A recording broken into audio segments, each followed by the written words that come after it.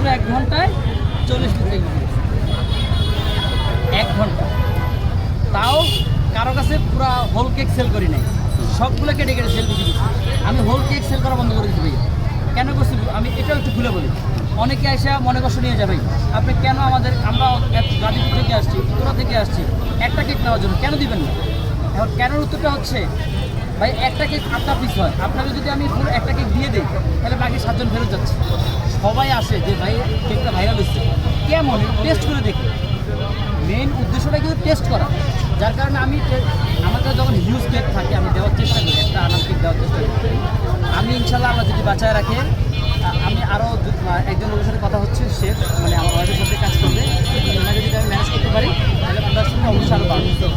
তখন ইনশাল্লাহ আমাদের আগে যেরকম ছিল অনলাইনে সেল দিতাম, প্লাস হচ্ছে কি অফলাইনে আমাদের এখানে যে অর্ডারগুলো নিচ্ছে সবগুলো ইনশাল্লাহ তখন আমি খাবার শুরু করবো।